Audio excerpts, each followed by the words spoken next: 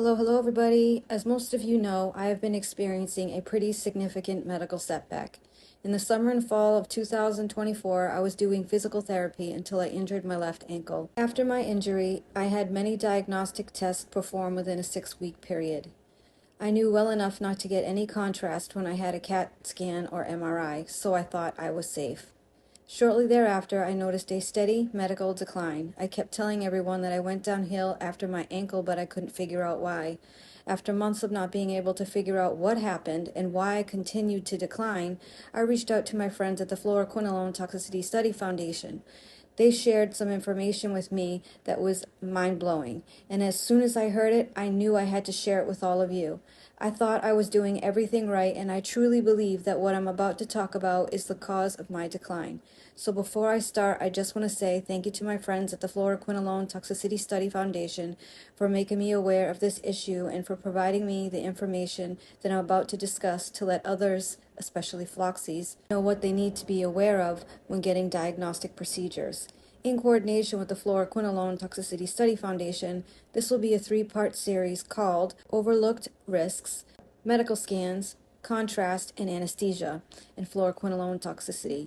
This is part 1, which will focus on medical scans. So here we go. Medical imaging, like CAT scans, MRIs, and X-rays, play a crucial role in modern diagnostics, but for individuals that are floxed and suffering from fluoroquinolone-associated disability, FQAD, or fluoroquinolone toxicity syndrome, these seemingly routine procedures may pose hidden risks. Because fluoroquinolone toxicity is mitochondrial dysfunction at its core, this is what you need to know so you can make safer imaging diagnostics for yourself. Since fluoroquinolone antibiotics like Cipro and Levaquin are known to cause mitochondrial damage, they compromise the cell's energy production and make them more vulnerable to external stressors.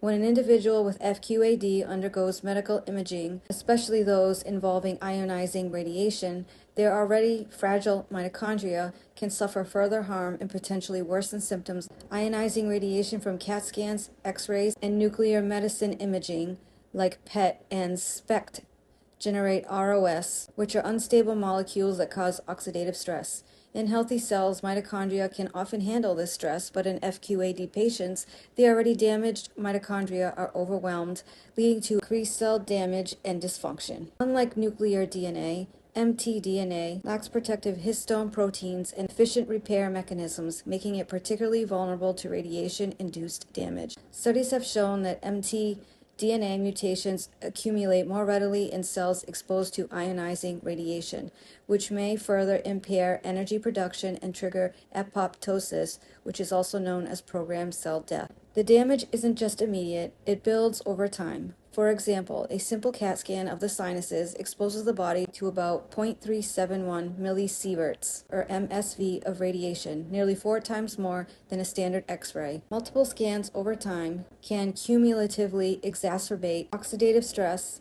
and mitochondrial dysfunction. For those with FQAD and related conditions like mast cell activation, MCAS, the effects of medical imaging can manifest as worsening fatigue, neuropathy, muscle weakness, and even cardiac complications. Given the delicate state of their mitochondria, even low doses of radiation can tip the balance, leading to a cascade of symptoms that may take weeks or even months to resolve. So what can patients do? While medical imaging is often essential, there are steps that FQAD patients can take to reduce their risk. 1. Minimize unnecessary scans. Always discuss with healthcare providers whether imaging is absolutely necessary and explore alternative diagnostic methods or low-dosage CAT scan. 2. Opt for non-ionizing imaging, like an MRI that uses magnetic energy and radio waves, or an ultrasound that uses sound waves. These two do not use ionizing radiation and are generally safer for those with mitochondrial vulnerabilities. 3. Space out imaging procedures. Allow time between scans to enable the body to recover from any oxidative stress induced by radiation. 4. Use antioxidant support. While more research is needed, some studies suggest that antioxidant supplementation may help mitigate radiation-induced oxidative damage. 5. Refer to the dosage comparison charts for specific body areas or ask your doctor. If you have experienced worsening symptoms after medical imaging, please share your story to help raise awareness and guide others who are trying to navigate these challenging health decisions. Last but not least, your favorite part of all of my videos, I have to say, this video is based on my experience and it is for informational and educational purposes only. I am not a doctor and I am not here to treat, diagnose, cure, or prevent any illness or disorder. Please work with your healthcare provider to do so. Hope this video helped you understand the implications of medical imaging. For me, all I can say now is lesson learned. And thank you to the Fluoroquinolone Toxicity Study Foundation for providing this very critical information. Thanks, everybody.